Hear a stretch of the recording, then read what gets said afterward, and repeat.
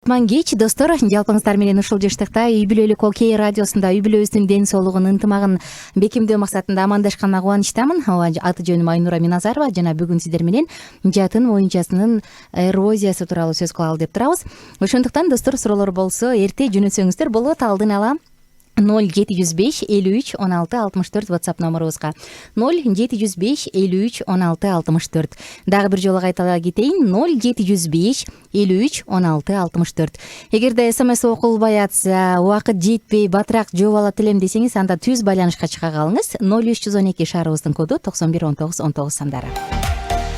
Бүгүн биздин коногубуз гинеколог, эндокринолог, кальпоскопист, PhD илимий доктору Осмонова Мерим Бостоновна эжекебиз төрүбүздө. Кутман кечиңиз менен. Кутман кечиңиздер менен. Саламатсызбы? Кандай жетип алдыңыз? Эң сонун жумуш бүтүп, ушул жака кош келип калдым силерге. Абдан кубанычтамын. Сизди көргөндө эле аял заты өзүнүн сырларынын баарын ачып берчүдөй эле эжеке экенсиз. Жүзүңүз жарык, таанышканыма кубанычтамын. Анда Мерим эжеке, бир аз өзүңүз жөнүндө айтып берсеңиз, канча жылдык тажрыйбаңыз бар? Эмне себептен гинеколог болууну тандадыңыз? Ошол тууралуу. Менин тажрыйбам 18 жылдан бери ушу медицинада стаж деп коет. Стажым 18 жыл болуп калды. Өзүм медицина жактан эң биринчи үй бүлөдө эң биринчи адистердин биримин деп айтсам болот. Бул деген менин өзүмдүн апамдын эң чоң мечтасы болчу деп айтсам болот. Ошондуктан апамды бир кыялын орундатайынчы деген турбайсызбы? Ушул медицина жолуна келип калдым.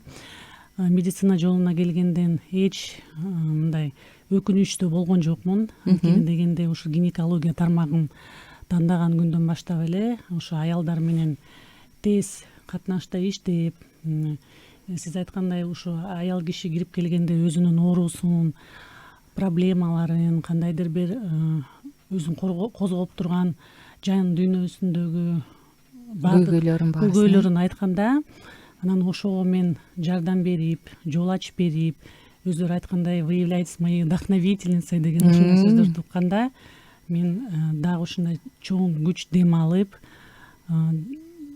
дагы көп кызмат кылгым келет, жардам бергим келет.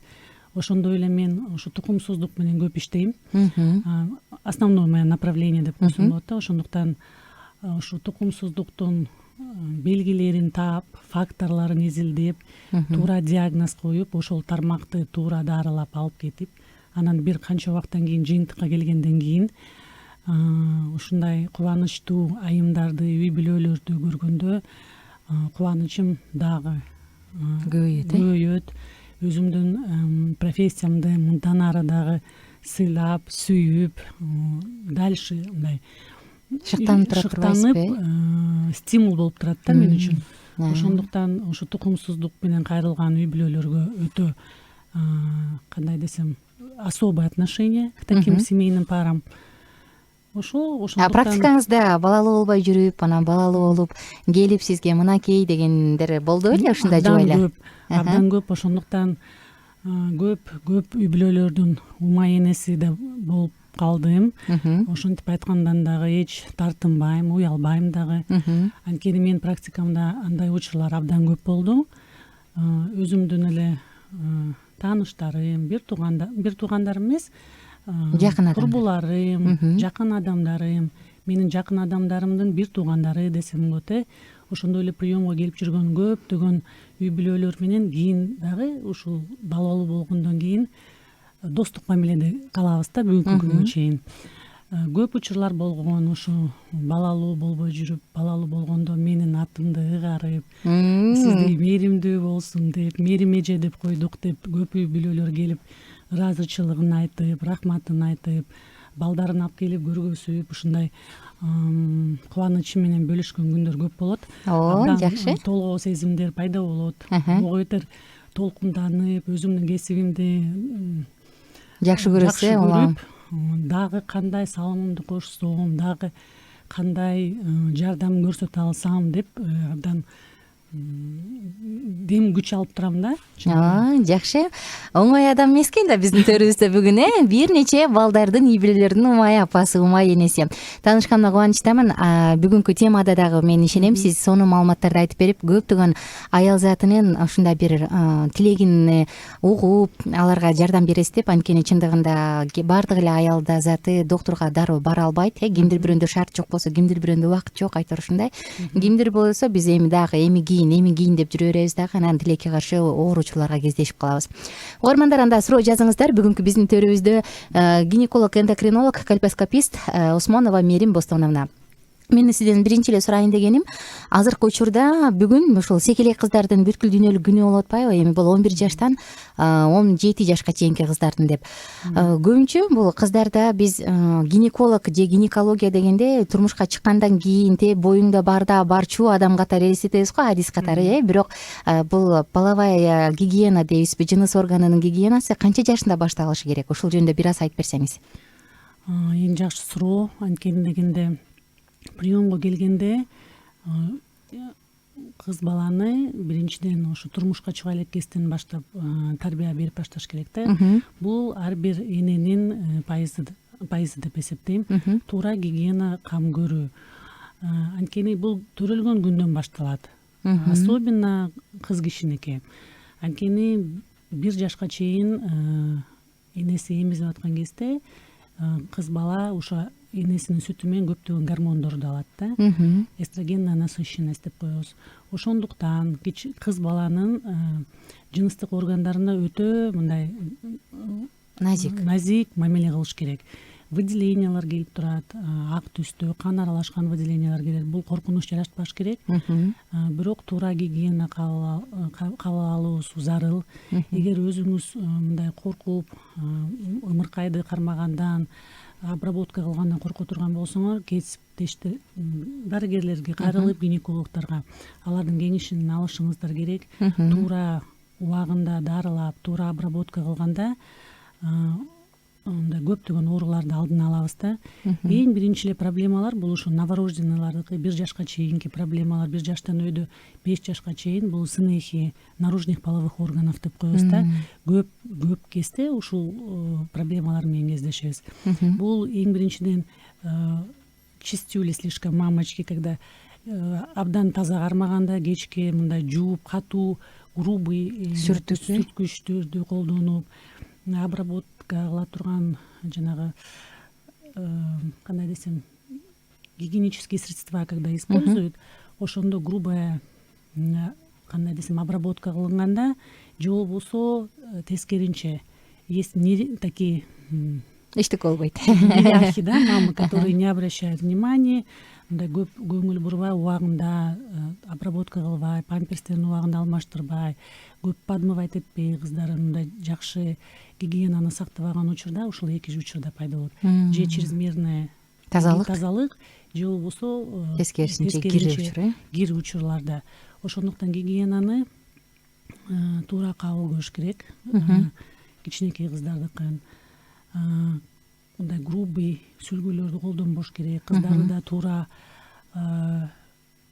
гигиенаны сактоого кичинеден баштап, самостоятельный болгон кезден баштап уже кыз кишини өзгөчө үйрөтүшкө зарыл да.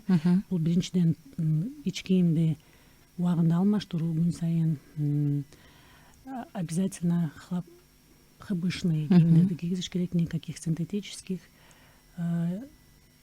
трусиков, да, никаких мындай тесное белье болбош керек да, кыспаган, кенен хбшный кийимдерди кийгизүү зарыл. Экинчиден ароматизаторлор колдонуучу гигиенический средстволорду колдонбош керек.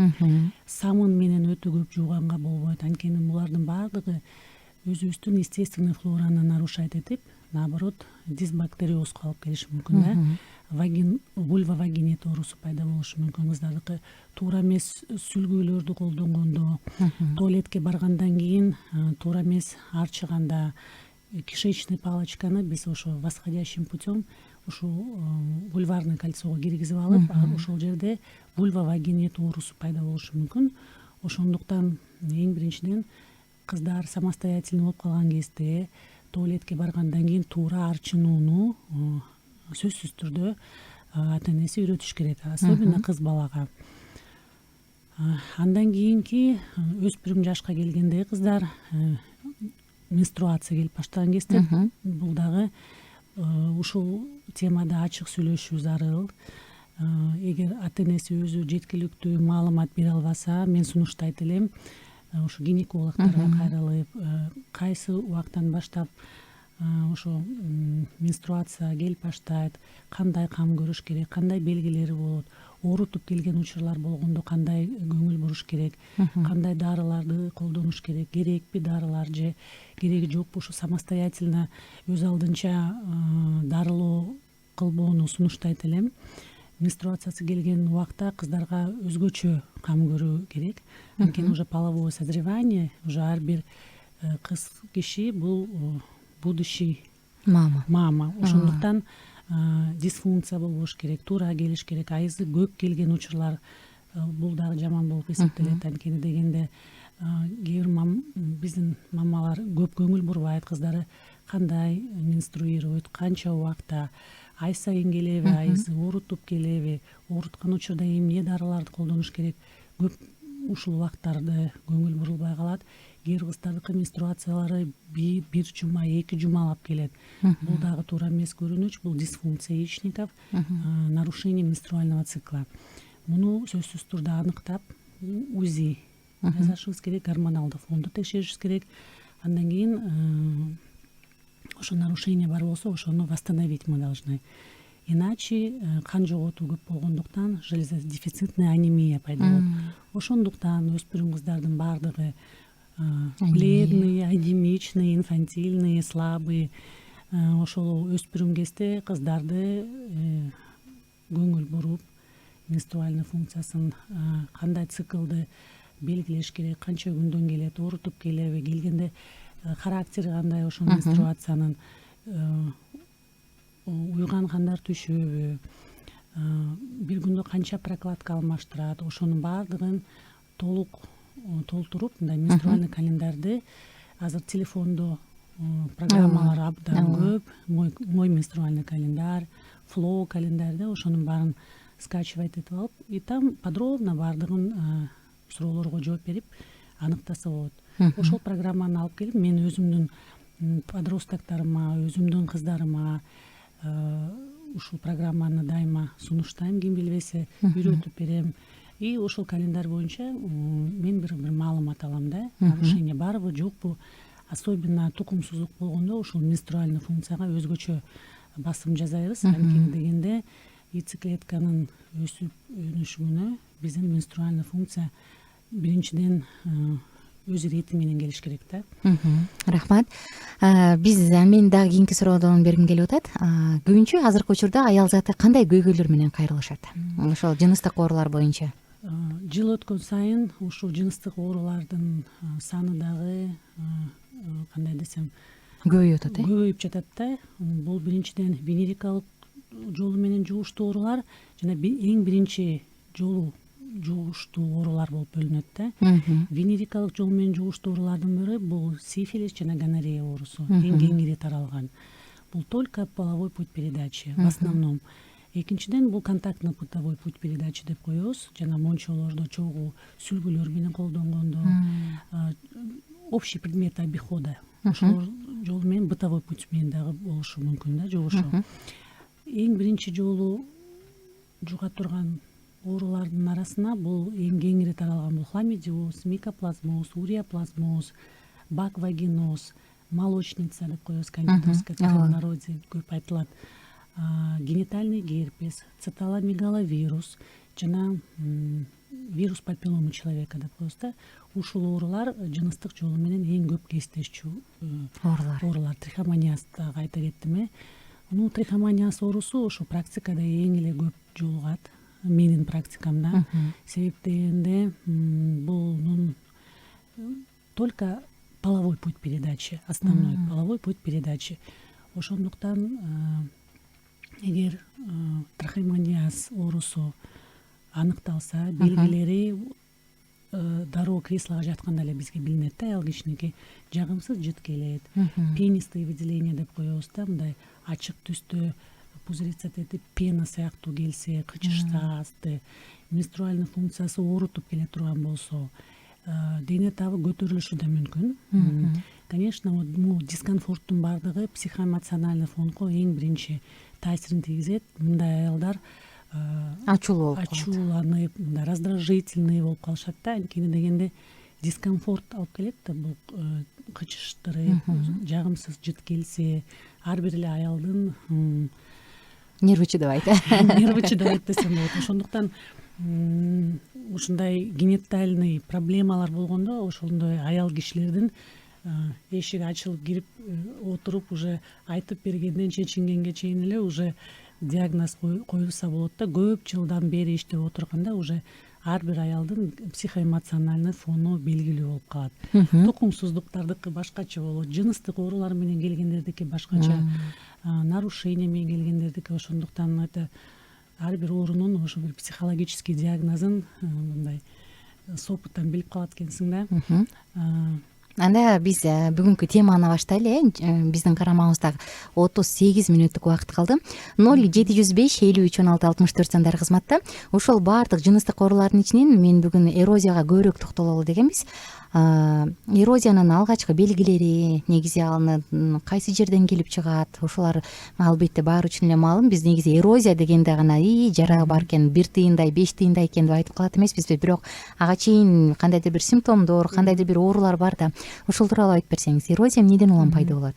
Жатын моюнчасынын эрозиясы эң кеңири таралган гинекологиялык оорулардын түрү болуп эсептелет. Бул биринчиден эч кандай симптомдору жок деп айтсам болот да. Муну аял киши качан гана гинекологко кайрылып креслого жатканда гана гинекологический зеркалынын жардамы менен көрүп анан айта алабыз да, аныктайбыз. Мага приемго келип ушу мени УЗИден көрүп сенде эрозия бар экен деп айтты дегенде мен ушундай күлкүм да келет да. УЗИден көрүнбөйбү ал? УЗИден бул көйгөй көрүнбөйт. Эң биринчиден муну тактоо үчүн биз аялды креслого алышыбыз керек. Гинекологический зеркало салып туруп качан гана обнажать этип шейканы көргөндө гана, ошо моюнчада жаракатты көргөндө биз айта алабыз эрозия оорусу бар деп. Муну эми ар бир эле адис ошо осмотрдан көрө алат, тактай алат. Бирок андан тышкары эң так маалыматы бул кольпоскопиялык осмотр деп коебуз да. Ошондуктан гинекологдор жылына 2 жолу кольпоскопиялык осмотрдан өтүп турушун сунуштайбыз. Бул оору мындай маектешип отурганда УЗИден же болбосо башка осмотрлардан такыр билинбейт. Ошондуктан муну диагнозду аныкташ үчүн гинекологко келип осмотрдан, только гинекологический вагинальный осмотрдан гана билинет. Ошондуктан аялдарга айтып кетет элем, жылына 2 жолу гинекологко кайрылып, эч кандай симптомдор болбосо дагы это бывает случайная гинекологическая находка. Көп учурларда диагноз койгондо аял кишилер өзүлөрү да билбейт ушундай көйгөйгө туш болуп жаткандыгынчы. Белгилери биз айткандай жок. Эң негизгиси бул качан гана мындай өт түшүп кеткенде гана келет да аялдарчы. Качан гана кошул жыныстык катышта кан аралашып суюктук келе баштайт, жагымсыз жыт келет. Эрозия чоңоюп кеткен учурда, инфекция коштолгон болсо, ошол кезде жана жатындан келе турган суюктук көбөйө баштайт. Бир кандай бир дискомфорт да алып келет, жыттанып келе баштайт. Кошулганда эң негизи контактный кровотечение деп коебуз да. Көп ушул суроолорду берем да менчи. Контактный кровотечениялар болобу кошулгандан кийин деп. Эгер ооба деп жооп бере турган болсо аял киши, бул уже эрозиянын чоңоюп, уже өт түшүп, сосуддардын баары слабый болуп, ошо контактный кровотеченияга алып келет да. Бул уже эрозиянын өтүшүп бара жаткан белгиси. Дагы сурагым келип атат. Анда эрозия билинбесе, ал эмнеден, каяктан пайда болуп калат туруп эле? Эң жакшы суроо. Бул эң биринчи факторлору көп да. Эң биринчи факторлору бул төрөт болушу мүмкүн. Төрөт жана разрывтар менен коштолгон төрөттөр. Аборт, бир нече ирет аборт жасаткан кезде, эгер шейка матки деп коебуз, эгер травмированный шейка болсо, ошонун негизинде механический эрозиялар пайда болот. Экинчи себеби бул инфекциялар. инфекция, жана биз айтып кеткендей санап өтпөдүңүзбү? санап өткөн жугуштуу инфекциялардын бири пайда болсо, ошол инфекциялар бара бара ошо шейка жатынды, жатын моюнчасын ошо эрозияга алып келет да. Эндоцервицит оорусу пайда болот эң биринчиден, хламидиоз оорусу, энди жанагы трихомониаз, баквагеноз ушулардын баары убагында дарыланбаса эндоцервицит оорусуна алып келет. Эндоцервицит бул ошо жатын моюнчасынын кызарып сезгенишине алып келет. Бул еще эрозия эмес, бул только воспалительный процесс. Ошол шейкадачы убагында дарылабаганда бул ошо эндоцервицит бара бара күчөп ошо эрозия оорусуна алып келет. Эрозия оорусуну эгер убагында дарылабасак, дальше в глубокий слои өтөт, дисплазия шейки матки пайда болот да. Дисплазиянын дагы несколько өзүнүн этаптары болот. Легкой степени, средней, тяжелой степени деп. Эгер ошолордун баардыгын өтүп, аял киши убагында көңүл бурбай, убагында адиске кайрылып, туура дарыланбаса, ошондо гана онкология оорусуна, рак шейки маткиге алып келет. Ошондуктан диагноз эрозия шейки матки ошо бир күндө пайда болбочу оору, анын дагы астына ала жанагы фоновое заболевание деп коебуз да. Ошол мен айтып кеткен эндоцервицит, дисплазия, эрозия шейки матки, ушул оорулардын баары убагында дарыланбаса, албетте ал бара бара жыл өткөн сайын инфекция менен коштолгон болсо, ал онкология оорусуна чалыктырат. Менде да суроо болуп атат да, мисалы сиз жогоруда айта кетпедиңизби, аборттон, бойдон алдыргандан же болбосо разрыв болгондо деп, ошондон улам пайда болгон эрозия менен инфекция оорусу алып келген эрозиянын айырмасы болобу, же экөө тең бирдей эле эрозия болдубу? Жок, ошол факторлору да мына биз айтып атпайбызбы, инфекция жолу менен алып келген өтө, конечно, бул коркунучтуу. Биринчиден инфекциянын кесепетинде пайда болгон эрозия, андан тышкары ал эмнеден инфекция эгер бир эле половой партнер болсо болушу мүмкүн эмес да. Ошондуктан башаламан кошулуулар болгондо, жыныстык катнашка келгенде, бир нече половой партнерлор болгондо микрофлора влагалища аял кишиники бузулат. Ошондон эгер несколько половых партнеров болуп, плюс инфекция боло турган болсо, еще и плюс это сопровождается абортами, да, нежелательными. Конечно, ушундай аялдар плюс иммунная системасы төмөндөп кете турган болсо, бул аялдар ошо онкология оорусуна эртерээк чалыгышы мүмкүн. Потому что ал аялдарга несколько факторов болот да, инфекция, беспорядочный половой образ жизни, травмы шейки матки, да, в результате абортов беспорядочных, незапланированных. Ошондуктан рак пайда болот, э? Ошол рак пайда болгонго бир нерсе факторлор көп болсо, ошончолук көбүрөөк коркунуч бар. Көбүрөөк коркунуч бар да, проценттен соотношении.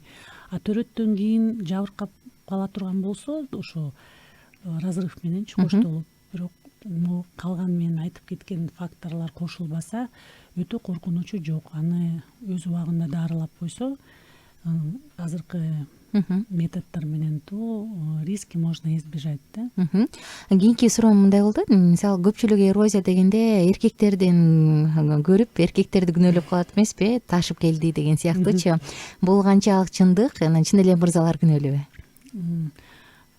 Туура эмес суроо деп ойлойм, бирок мен айтып кетпедимби, эгерде бир нече жыныстык партнерлоруңар болсо, естественно, бул риск, коркунуч бар. Коркунучу көп. Анткени ар бир партнердо өзүнүн флорасы болот да.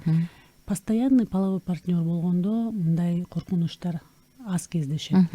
Анткени флора уже бир болуп калат. Аял кишиники дагы, эркек кишиники дагы. Несколько половых партнеров — это уже повышаются риски. Несколько инфекций болушу мүмкүн. Фон нарушается, флора нарушается во влагалище, микроциноз влагалище деп коебуз да. Экосистема во влагалище нарушается. Ошонун себебинен көптөгөн инфекциялар кошулуп, микст инфекция болгондо, конечно, эндоцервицит күч алат. Анан ал эрозия оорусуна сөзсүз түрдө алып келет. Ошондуктан эрозиясы бар аял кишилердин выделениясы такыр токтобойт. Постоянно воспаление. Бул ошондо эрозиянын кайсы этабында ушундай болуп калат? Эрозиянын ошо инфекциялар менен коштолгон учурда, ошо күчөп бараткан кезде. Анткени башында эрозия пайда болгондо билинбейт көп аял кишиге. Качан гана ушундай симптомдор пайда болуп, жагымсыз жыт келип, суюктук көп бөлүнүп чыга баштаганда, менструация оорутуп келе баштаганда, катташканда, жыныстык катташтан кийин кан контактный кровотечение пайда болуп баштаганда, ошондо уже эрозиянын күчөп кеткен белгилери болуп эсептелет. Ошол кезде обязательно гинекологко кайрылыш керек, кальпоскопиядан өтүш керек. Кальпоскопический осмотрдан биз несколько раз под увеличением көрүнөт да, постановка пробы надо делать, уксусная, йодная проба. Ошондон анан биз участок поражения определять этебиз да, канчалык степень. Сиз айтып атпадыңызбы жана? ооба. Простонародье бизде айтат 3 тыйындык, 5 тыйындык, 10 тыйындык депчи, ушундай калып калганда элде. Ошол канчалык чоң формасы, канчалык чоң Көп жерде жабыркаткан болсо, площадь охвачена эрозией, ошо кальпоскопиялык осмотрдан көрүнөт. Насколько затронуты железы, сосуды изменены или нет. Ошо кальпоскопиядан бүт описывать этип беребиз, сүрөтүн чыгарып беребиз. Азыр кальпоскопия, видеокальпоскопия түрүндө мындай мен эмес, любой кальпоскопист на современном оборудовании өзүнүн аппаратында пациентке айтып көргөзүп бере алат да, какие изменения, на каком уровне, на какой стадии сейчас находится.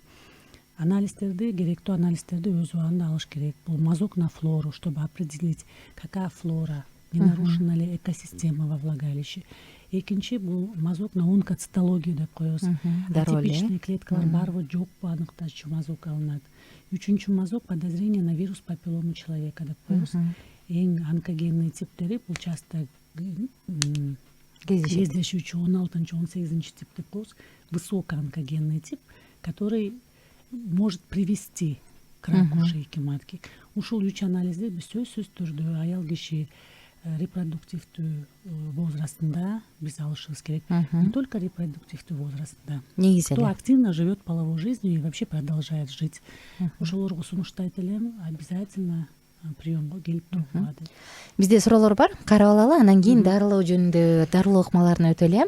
Салам, мен эрозия күйгүзгөм, азыр киста пайда болуптур. Ошону кандай кылыш керек дейт абонентибиз. Эрозияны күйгүзгөндөн кийин да кандай методдор менен күйгүзүлгөн эрозия, ошону аныкташ керек. Биринчиден, азыр бүгүнкү күндө эрозияны күйгүзчү өтө көп эмес, бул диатермокоагуляция, жидкий азот, дары, химикаттар менен, радиоволновой метод. Ушул методду мен азыр колдоном. Негизи бул жөнөкөй калктачы элдер эрозияны күйгүзбөш керек экен көрсө, ого өтөр чоңоюп кетет дешет го. Мунун кандайдыр бир тиешеси барбы же бул жөн гана адашылган ойбу? Бул эми туура эмес маалымат деп айтам, анткени бул элдик сөз менен айткан туура эмес. Эң биринчиден адистерге кайрылыш керек. Мен айтып атпаймынбы, кальпоскопияны өтүш керек. Айтпай көңүл бурбай жүрө бергенде ошол часто азыр онкология молодеет на самом деле. Менин практикамда 40 жашта уже запущенная стадия была эрозии 3-й степени. Хотя пациентка каждый год наблюдалась, приходила вовремя, но вот какие-то фоновые заболевания поспособствовали, и бир жылдын ичинде в динамике карасак уже 3-й степени рак шейки матки. Менин случаимде 2 жыл мурун болгон на моей практике лично. Эгер өз убагында туура көрүнүп, анализдерди тапшырып, воспалительный процесстерди убагында дарылап турса, эрозия онкологияга өтүп кетпейт, биз токтотуп калабыз да. Чоң эрозиялар болсо, диспластический процесстер башталып келаткан болсо, албетте дарылаш керек. Бул сөзсүз түрдө онкологияга бара-бара өтүп кетет. Жолдору азыр көп да лечениянынчы, бирок эң последний метод лечения на сегодняшний день безопасный, современный деп койсом болот да. Самый последний на сегодняшний день бизде Кыргызстанда радиоволновой метод лечения шейки матки. Ооба бизде мурда туура сиз айткандай күйгүзүп койсоң экинчи төрө албайсың, шейкаң ачылбай калат, жатындын муунчасы ачылбай калат, төрөткө бир кандайдыр бир терс таасирлерин алып келет деген маалымат болчу. Бул туура. Бирок ал методдон биз уже акыркы 10 жылдар бою уже отказ кылып уже не используем, да, метод. Лично я на своей практике этот метод уже давно не использую. ошондой терс таасирлери болчу. Анткени ошол убакта только током прожигали. Азыркы медицина современный методдор колдонулуп, безопасный, даже ошо төрө элек кыздарда эрозия пайда болсо, показания болсо, ошо радиоволновой метод менен дарылайбыз, күйгүзөбүз убагында, бесследно, без симптомов, без шрамов, без последствий 1,5-2 айдын ичинде толук дарыланып кетишет. Менин практикамда андай пациенттер көп. Динамикада мен наблюдаю, кальпоскопияга келгенде компьютерге данныйларын вводить этип коем. Жыл сайын келип, менин пациенттерим ушундай воспитанный, приученный, мындай билет да, дисциплинированный десем болот да, мен мактанып кетсем болот. Постоянно келип жүргөн менин пациенттерим, они дисциплинированный, 1 жылда 2 жолу сөзсүз түрдө келишет. Профосмотрдан өтүп турушат, толук анализдерди тапшырышат. И менин көзөмөлүмдө ушу акыркы 10 жылдан бери келип турган пациенттерим бар, которых я наблюдаю, готовы к беременности, после родов кайра келишет. То есть 1 жолу дарылагандан кийин кайра рецидив бербеген пациенттерим бар деп айтсам болот. Убагында келип турушат. Ошондо угарманыбыздыкы азыр эрозияны күйгүзгөн киста болуптур, эмне кылыш керек? Киста ушул кайсыл жерде биринчиден билиш керек. Киста где? Скорее всего, на шейке матки, я так думаю, да. Эгер овули на ботти деп коебуз да, кичинекей илакчалар пайда болуп калат жатындын моюнчасында. Ал коркунуч алып келбейт. Мен сунуштайт элем кальпоскопиядан өтүшү зарыл. Себеп дегенде кисталардын да түрү болот. Киста где расположена? Во-первых, на шейке матки. Киста во влагалище, в преддверии влагалища. Ошону билиш керек да, биринчи локализациясын билиш керек. Экинчиден размерин билиш керек. Кандай размерде? Бывают кисточки, от точечки, бывает киста огромная, до куриного яйца размерлеричи. Ошондуктан түрлөрү болот. Если это киста во влагалище, в преддверии влагалища, на половых губах, да, на малых, так скажем, или же это на шейке матки. Эгер на шейке матки боло турган болсо, если шейканы деформировать этпесе, анда аны тип дарылап кереги жок. Эгер маленьких, неизмененно, не деформировано, без гнойного содержимого, аны тип кереги жок. Ошондуктан көрбөгөндөн кийин мен айта албайт элем. Бул киста негизи өсүүгө мүнөздүүбү? Мүнөздүү чоңоюшу да мүмкүн, же өз алдынча жоголуп рассасываться да кетиши да мүмкүн да. Ошондуктан көрүп, аныктап, размерлерин көрүп, анан мен гана айта алат элем да, кандай дарылаш керекпи, же өз алдынча эле жок болуп кетиши да мүмкүнбү. Без осмотра, ошондуктан онлайн консультация гинекологов невозможно дейм да, көрүш керек, көз менен пощупать надо, посмотреть, только потом туура направление бере алам да. Кийинки суроо бар бизде. Саламатсыздарбы? Кызым 14 жашка чыкты, бирок менструалдык келе элек, дагы деле канча жашта келиши керек? Бул кеч эмеспи кыз бала үчүн? Чоң рахмат алдын ала дейт. 14 жашта менструациясы келе элек болсо коркунучу жок деп айта алат элем да. Орто жол менен ошо 14, 15, 16 жашка чейин менструация негизи келиш керек. Бирок азыр раннее половое созревание 9 жаштан баштап биздин өспүрүмдөр эрте жетилип келе жатышат. 9 жаштан да келген учурлар болот. Бирок 14 жашта келе элек болсо менструациясы кабаттырланып кереги жок. Бирок все равно гинекологко, өспүрүм гинекологдорун алып келип бир осмотрдан өтүп коюңуздар, потому что есть аномалия развития половых органов деп коебуз да, тубаса жатыны жок кыздарда болот. Бул очень редко встречаемая патология, но тем не менее кездешет биздин практикада. Ошондуктан хотя бы УЗИ органов малого таза абдоминальный өтүп коюшун сунуштайт элем. Биринчиден, эгер бүт жыныстык органдары өз калыбында боло турган болсо коркунучу жок. УЗИден ошо маалымат берилет. Жакында келеби менструациясы, келбейби, ошо жумурткалары кандай өсүп жетилүү, цикл бузулууда эмеспи, ошону байкаш керекпиз. УЗИден өтүп койсун, анан дальше уже бир консультация алсын, анан билинет. Кийинки кутман кешиңиздер менен айымдар. Медикаментозное прерывание беременности кандайдыр бир ракка алып келиши мүмкүнбү? Анын залалы барбы, жокпу? Ошол тууралуу айтып берсеңиз чоң рахмат. Ишиңизге ийгилик. Абдан сонун кызыктуу эфир болуп жатат. Айнура эжеке, сизге ийгилик каалайм. Дайыма элге керектүү темаларды алып чыгасыздар. Ишиңиздерге ийгилик, эжеке бар болуңуз дейт. Медикаментозное прерывание беременности бүгүнкү күндө эң щадящий методдордун бирине келет. Себеп дегенде прерыванияны биз гормону жок дарылар менен колдонулат. Хирургиялык жолго караганда медикаментозное прерывание ошо безопасныраак деп эсептелет да. Эгерде срок чоң болбосо, противопоказаниялар жок болсо, медикаментозное прерывание ракка алып келиши мүмкүн эмес. Туура дарыгердин көзөмөлүндө срокту уточнять этип, толук ошо маточная беременность экенин аныктап туруп, туура ичип, дозировкаларын туура колдонуп, дарыгердин көзөмөлүндө болуп туура ичсе схемасы менен эч коркунучка алып келбейт. Бирок ошентип айтып койгондо биздин аялдардын психологиясы эчтеке болбойт дейт. Иче берсе болот экен, эч кандай коркунучу жок турбайбы деп самостоятельно ичкенге мындай даяр болбош керек да аялдарчы. Себеп дегенде анын дагы өзүнүн обратная сторонасы бар. Очень много противопоказаний. Не противопоказаний, а осложнений дейм келет да. Анткени не специализированный специалисттер сунуштаганда, же болбосо аялдар өзү эле маалыматтарды интернеттен алып, аптекадан сатып алып, же курбуларынан угуп ушундай методдорду колдонгондорун угуп алып, на своей практике колдонуп башташат да. Бул эң туура эмес. Мага ошондой пациенттер көп деп айтпайм, бирок менин практикамда ошондой случайлар болгон. Самостоятельно үйдөн ичип алышып, же УЗИ специалисттер, же болбосо такыр эле врач эмес специалист, не специалисты, вообще медицинага тиешеси жок адамдар сунуштап бергенден кийин остатки менен, кровотечение менен, состояние почти геморрагического шока келген пациенттер бир случай болгон менин практикамда. Ошондуктан без присмотра врача бул методду колдонгонго такыр болбойт. Анткени өзүнүн да эрежелери бар да.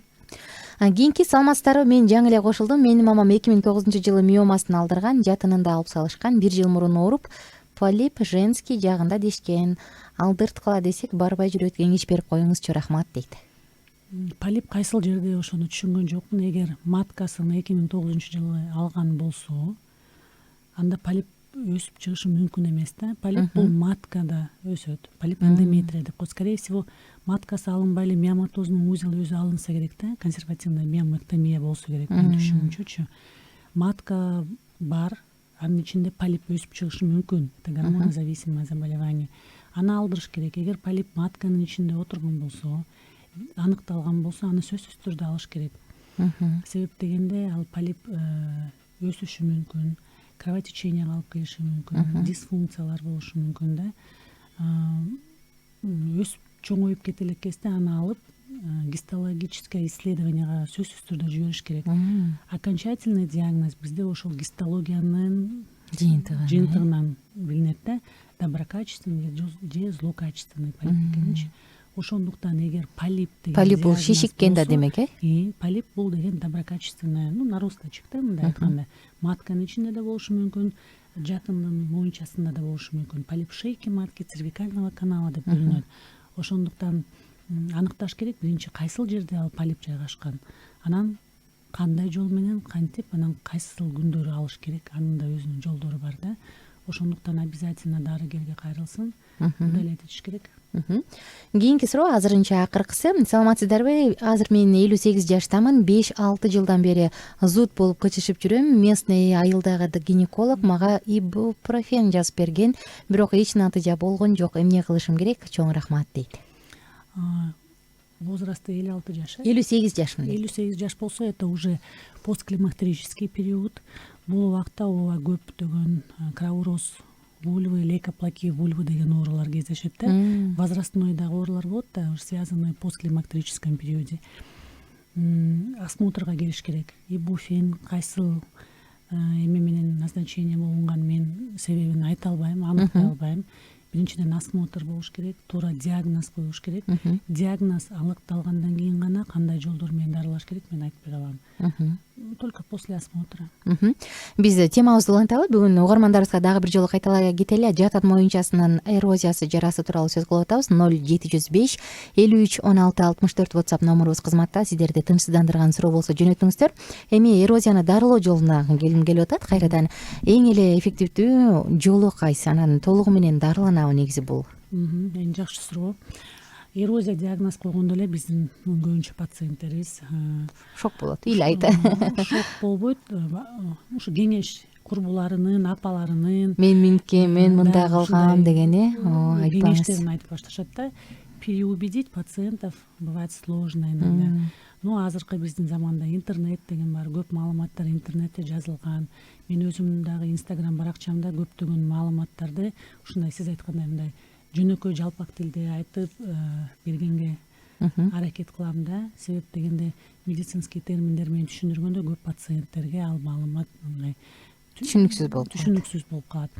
Бирок эрозияны эгер айтып атпайбы, эгер эрозия жанагы инфекциясы жок, мындай предрасполагающий фактор менен коштолбосо, эч кандай контактный кровотеченияга алып келбесе, бир гана половой партнеруңуз болсо, төрөттөн кийин жабыркатка кабыл алынбасаңыз, аборттон кийин жанагындай жаракаттар болбосо шейкаңызда, жыл сайын под наблюдением ушу гинекологдо болуп, көзөмөлүндө болуп, анализдерди өз убагында тапшырып, флораңыздын нарушениясын воспалительный процесске өткөрбөй туура маалында дарылап турсаңыз, анда аны күйгүзүп хирургический метод менен кереги жок деп айтсам болот да, анын коркунучу жок. Но если есть, мен айтып кеткен жана предрасполагающие все факторы, естественно, эң биринчиден ошо источник фактора нужно устранить.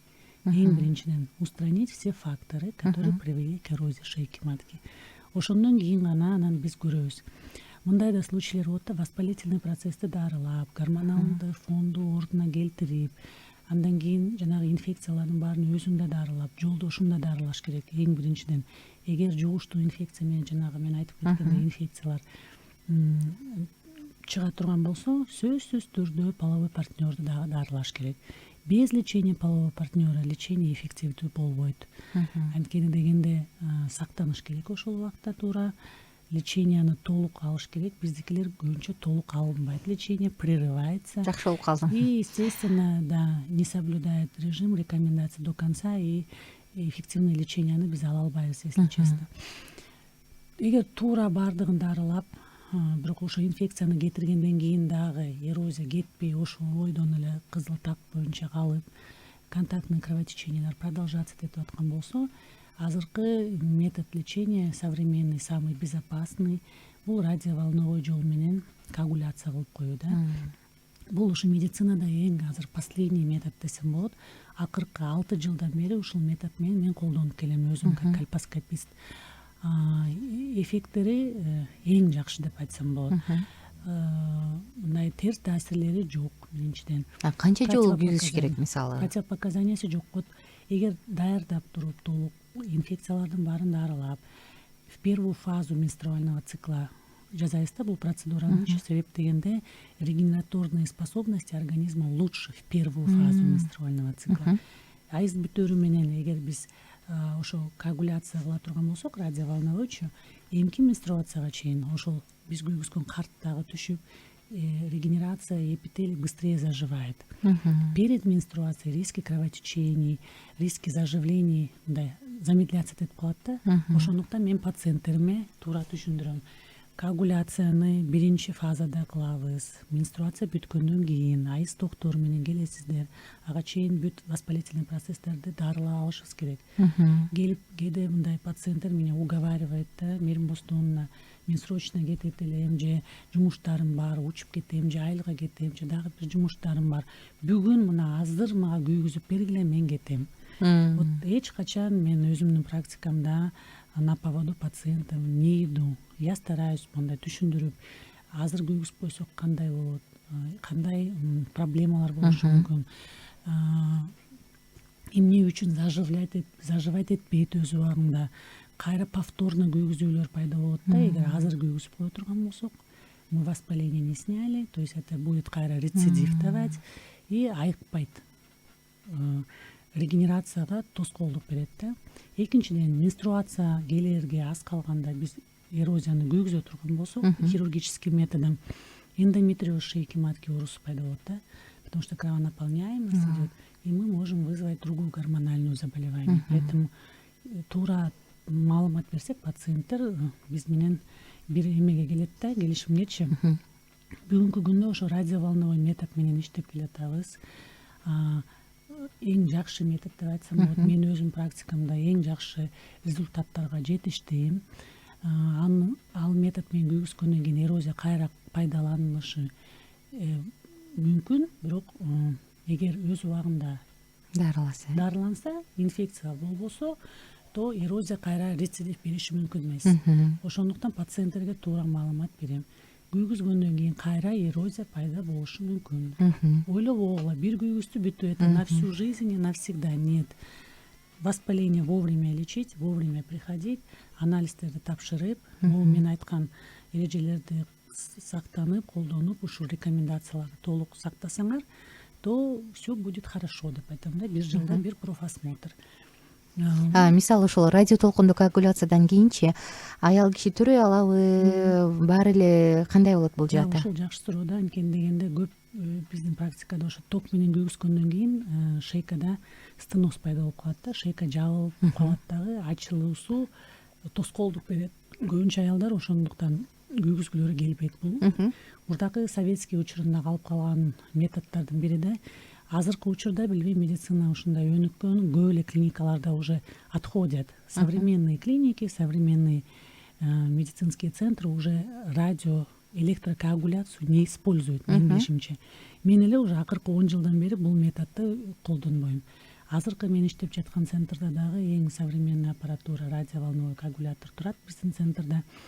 Бул төрөй элек кыздардыкын дагы күйгүзсөк болот, мен айтып кеткендей. Эч кандай таасири жок. Бул методдон кийин заживление почти 100% идет через месяц.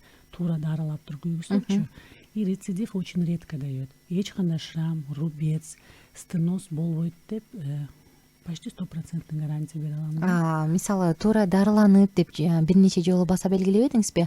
Бул демек медикаментозный дарылануу да, бул эмнеден улам пайда болгон, анан ошол негизги булакты жок кылуу.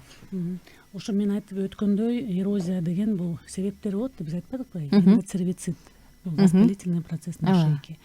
Эндоцервицитке алып келүүчү эмне причина болду? Ошону биринчи аныкташыбыз керек. Ошондуктан биз приемго келгенде мазок алып жатпайбызбы?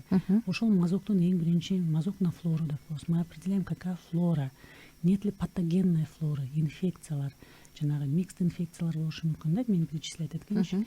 Эгер ошол инфекцияларды биз дарылабай туруп, келгенде эле креслодон көрүп, мына эрозия аныкталды, давай азыр бүгүн күйгүзөм деген метод бул такыр туура эмес деп ойлойм да.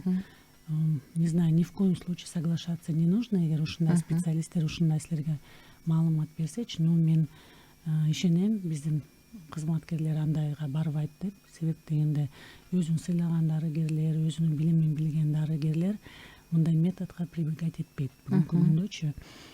Ошондуктан айтып атпаймынбы, эгер мазокторуңар таза чыкса, эч кандай инфекция жок болсо, гормональный фонуңар жакшы болсо, ошондо гана радиоволновой коагуляция. Менде дагы биздин карамабызда аз эле убакыт калды. Дагы бир суроо, мисалы жана жогоруда герпес, цитомегаловирус сыяктуу инфекцияларды санай кетпедиңизби? Бул боюнда кош бойлуу аял бар болсо, кош бойлуу болсо аялчы балага кандайдыр бир таасир этеби? Ооба, таасир этиши мүмкүн. Ошо восходящим путем инфекция балага жугушу мүмкүн да. Анын да өзүнүн титрлары болот да. Ошол инфекция боюнда бар болгон кезде жуктубу же ошо боюнда бар болгонго чейин эле кээ бир үй бүлөлөр ошо пландаштырбай эле вот беременность болуп калат да, желанная, нежеланная, желанная да, допустим, беременность болуп калды на фоне всех вот этих инфекций. опять таки титрларын карайбыз, анализдердичи. Эгер титрлары өтө высокий болбосо, беременности калтырып, пролонгируем, лечим во время беременности. Эгер 16 неделден өйдө дарылап, туура дарыласак, жугушу да мүмкүн эмес, толук дарылап койсок да болот да. Титрларын төмөндөтүп, түшүрүп, хотя бы вирусную вот эту бактериальную нагрузку уменьшим ближе к родам. Күчөп, өрчүп кетпешине токтотуп турсак болот. Бизде суроо бар, биз угарманыбызга жооп берип коелу. Саламатсыздарбы? Ошол месячный бузулгандан улам аял киши толуп кетиши мүмкүнбү? Мунун кандайдыр бир тиешеси барбы дейт. Ооба. Аял киши толуп кетиши мүмкүн.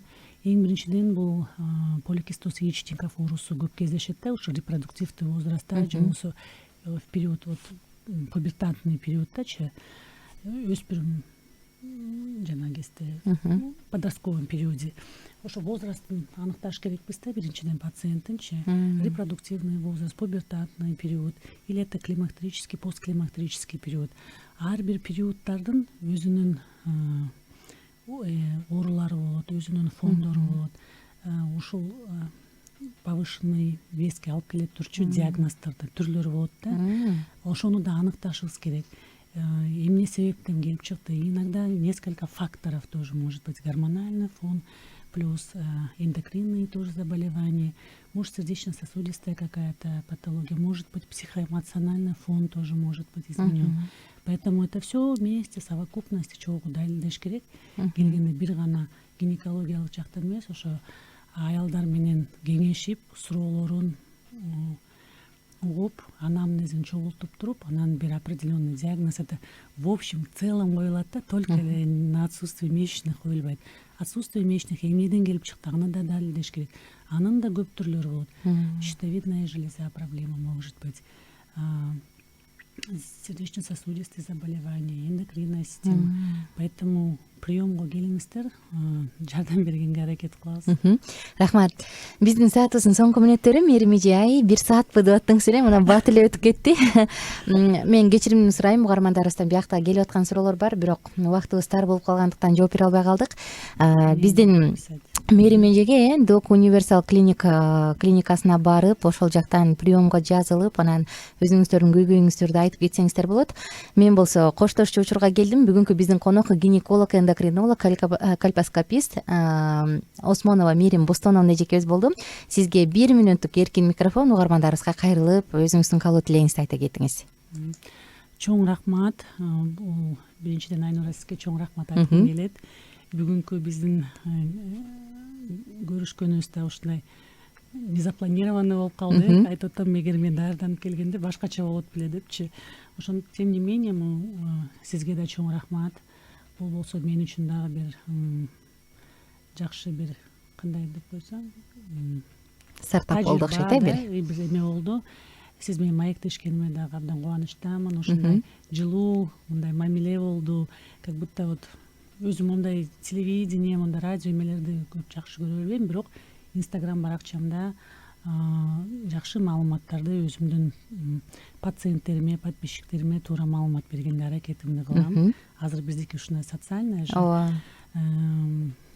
развита да все, поэтому социалдык тармактардан көптөгөн маалыматтарды берип турган бул абдан жакшы. Биринчиден информированность пациентов бул эң биринчи жакшы тажрыйбалар, кандай десем, бир воспитательный частьтер абдан жакшы да, көп маалыматтарды пациенттерибиз алат.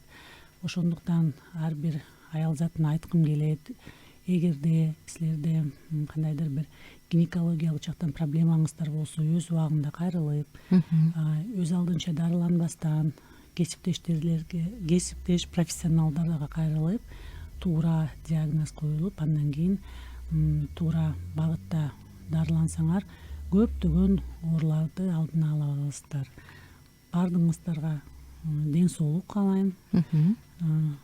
Ошо, чоң рахмат. Рахмат.